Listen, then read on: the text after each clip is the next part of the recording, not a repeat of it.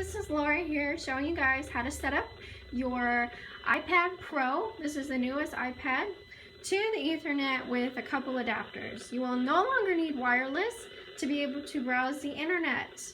So you will save yourself from the exposures to EMF. So what we have here now is what's already in my environment because the iPad is off. We have a pretty low reading of magnetic field on the right, about 21.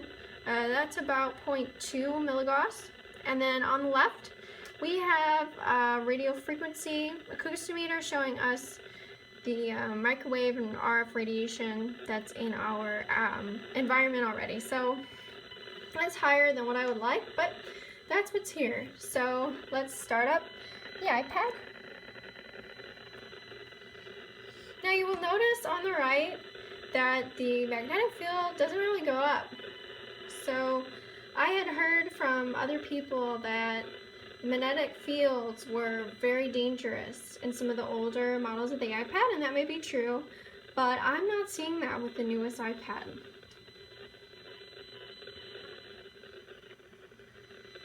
All right.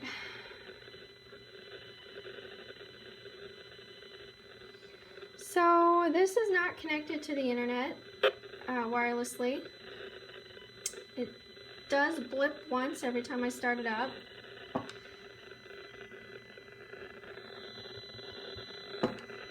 All right, so here we are. We're connected to the internet. As you can see here, I can do some clothing shopping on Poshmark if I want. No Wi-Fi. Okay? Now you can see that the readings haven't really changed. Now if I want to turn on the wireless capability, you can just see how crazy high those readings are. We want to avoid that. So keep that off and use it like this. So we don't really need this anymore. You can see. What we really want to look at is the magnetic field and the electric field. We'll look at that in a bit. So yeah, really no increase in the magnetic field. We have this set up with one of the new adapters that Apple just came out with. These are awesome. It's Lightning to USB and Lightning, and then we have a USB to Ethernet, and these are the only two cords you need besides the power cord. This adapter does require power, so I have this plugged in, and be aware that I have it plugged in with a 3-prong adapter. If you plug it in with this 2-prong adapter, you're gonna get readings of over 200 in the electric field, okay? I'm getting virtually nothing here. 11? Yeah, 11 from over 200 if you use this. So you want to use the grounded cord. Now for the magnetic field, you are going to get a little bit higher readings close to where this plugs in. So if you do hold it, you're going to get a little more EMF than if you have it on the table. So I like to keep it on the table like this. So it's not on my lap, it's not in my hands, and I'm getting the absolute minimum possible. It is very safe to use. Oh, one last thing that I almost totally forgot. You can use this setup for your phone. So you can unplug this here, just plug it into your iPhone. I am recording this with my iPhone 6 Plus, so I can't show you because I'm using it, but yeah, you just plug it in. Oop, come on. Just plug it in, bang, you have instant internet on your phone. And you can open up an app such as Google Hangouts, and you can make phone calls from it. So you can be plugged in to the internet with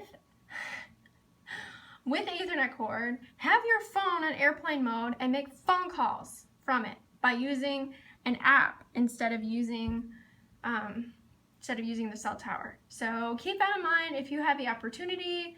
If you have the setup available to do that, you can save yourself from having to put the phone right next to your head and be exposed to those microwaves. So that is super awesome. I've used this a lot to make phone calls.